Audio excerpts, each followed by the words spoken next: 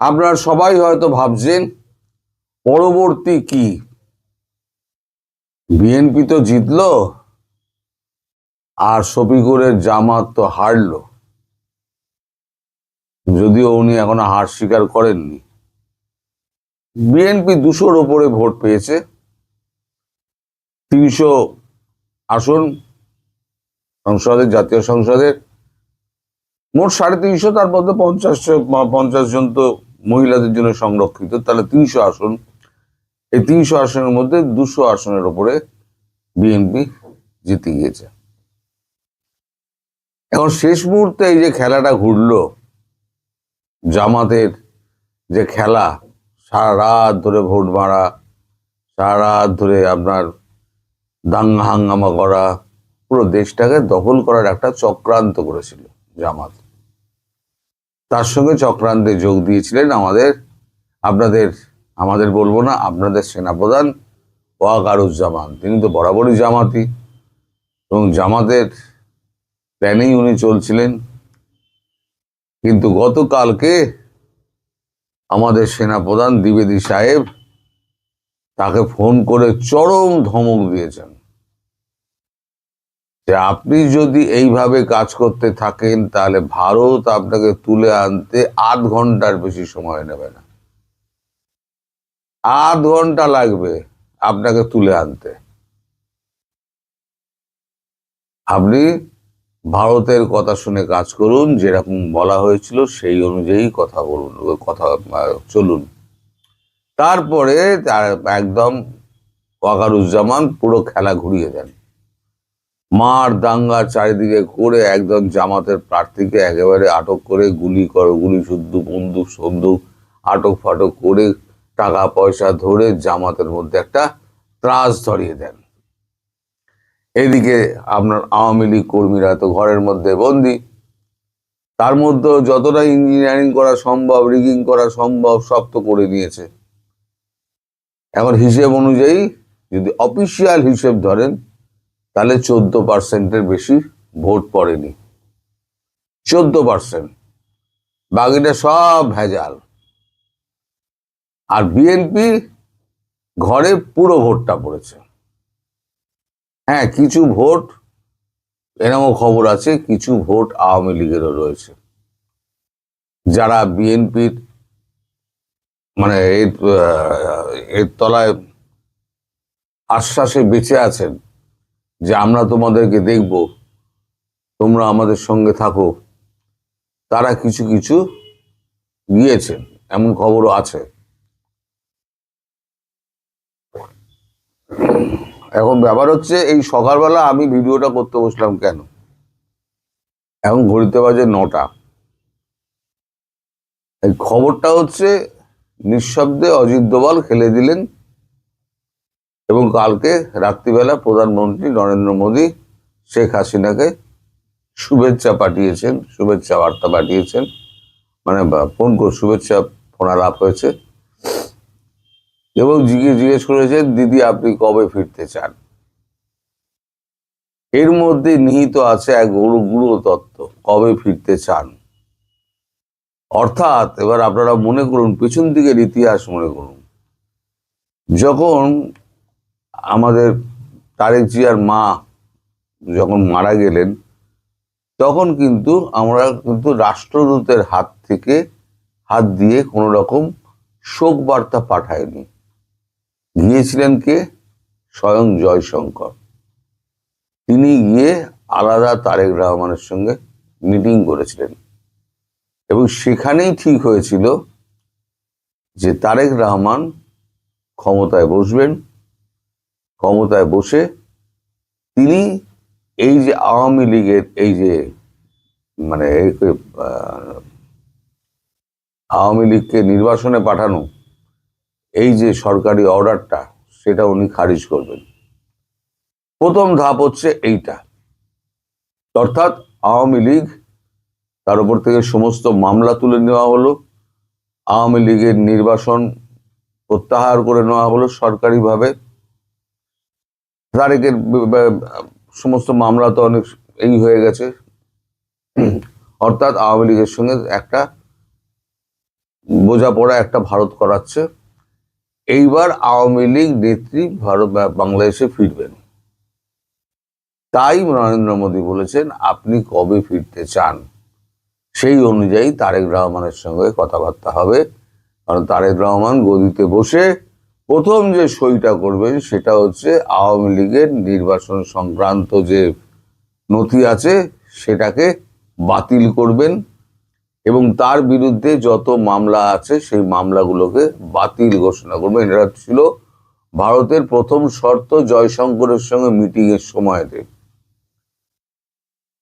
এবার সেই শর্ত অনুযায়ী কাজ হচ্ছিল, কিন্তু পরবর্তীকালে তারেক রহমান জয়শঙ্করকে ফোন করে জানান পরশু দিনকে যে জামাত যেভাবে অত্যাচার করছে এবং যেভাবে ক্যাম্পেন করছে, সরকারি এতে ইউনূস কাজে লাগিয়ে জামাতকে ক্ষমতায় আনার চেষ্টা করছে, সেখানে তো আপনাদের সঙ্গে কথা বললেও আমরা কিন্তু ক্ষমতায় যেতে পারবো না, সেক্ষেত্রে আমরা কি করব।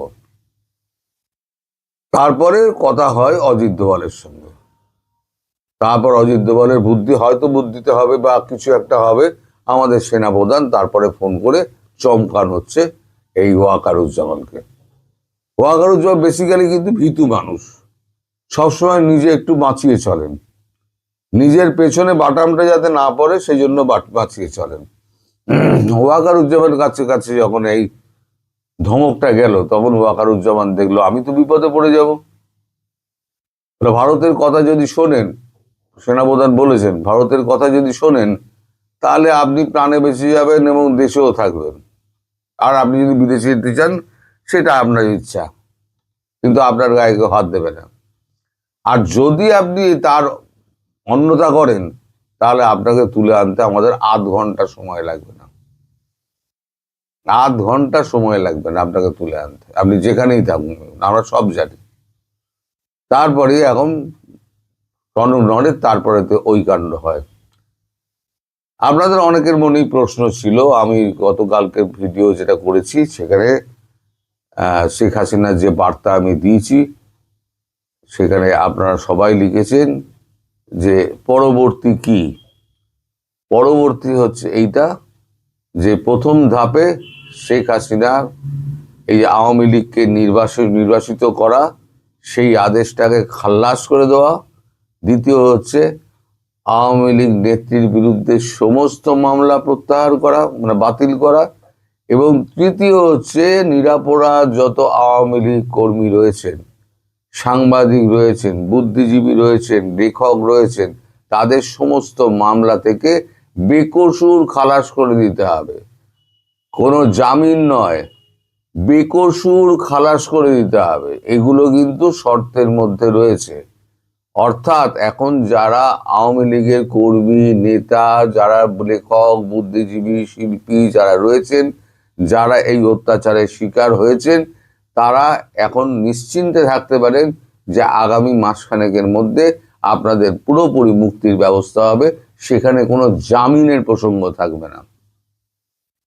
এবার সব তো হলো, শেখ হাসিনা যখন ফিরবেন তখন তিনি আবার নির্বাচনী কাজকর্ম শুরু করে দেবেন, আর এই সরকার টিকবে না।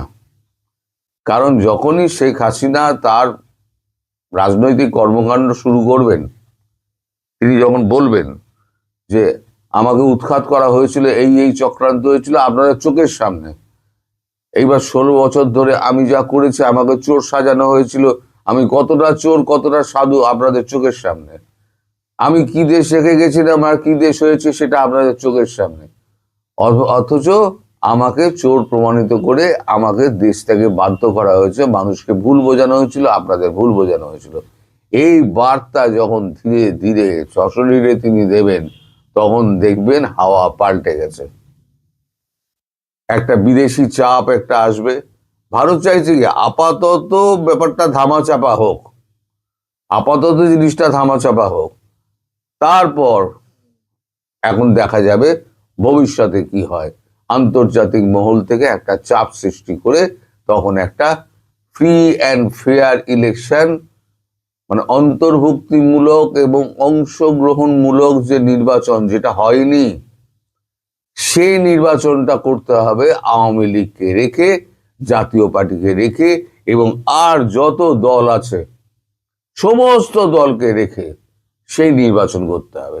আর সেই নির্বাচন যদি হয়, সমস্ত দলকে রেখেও যদি হয়, প্রধান বিরোধী দল হবে বিএনপি এবং বিএনপি সেই মর্যাদা পাবে। ভারতের সঙ্গে যা কথা হয়েছে সে বিএনপি সেই মর্যাদা পাবে। আর যদি যৌথভাবে তারা কোনো রকম সরকার গড়ে বিএনপি এবং আওয়ামী লীগ, তাহলে হয়তো উপপ্রধানমন্ত্রী হতে পারেন তারেক জিয়া। অঙ্কে এমনও রয়েছে, উপপ্রধানমন্ত্রী হতে পারেন তারেক জিয়া। এখন পুরোটাই হচ্ছে ভাসমান। এই যে আমি যেটা বলছি আপনারা কোনোটাই ধরে নেবেন না যে এটাই হচ্ছে, এটা পুরোটাই হচ্ছে ভাসমান। কোনটা হবে কোনটা হবে না এটা আমি এখন আপনাদের বলছি বটে, এটা অনেক স্পেকুলেশন আছে। কখনো ধরে নেবেন না, আবার ভবিষ্যতে বলবেন না আপনি তো বলেছিলেন, তো হলো না। এগুলো হচ্ছে স্পেকুলেশন, কূটনৈতিক মহলে স্পেকুলেশন। যে স্পেকুলেশনের কথাটা আমি আপনাদেরকে বলছি, অনেক কিছুই ঘটতে পারে। এটা আবার উল্টোও করতে পারে, সম্পূর্ণ উল্টো করতে পারে, তখন আবার অন্য ব্যবস্থা হবে। তো এখন আপনাদের যেটা এরকম প্রাথমিক জিজ্ঞাসা ছিল সেটা হচ্ছে শেখ হাসিনা কবে ফিরছেন। শেখ হাসিনা খুব শীঘ্রই ফিরবেন। আমার সঙ্গে তার কোনো কথাবার্তা হয়নি, কিন্তু আমি কূটনৈতিক মহল থেকে যেটা জানতে পেরেছি, প্রধানমন্ত্রী মোদীজির সঙ্গে কথা হয়েছে। প্রধানমন্ত্রী মোদী জিজ্ঞেস করেছেন, দিদি আপনি কবে ফিরতে চান,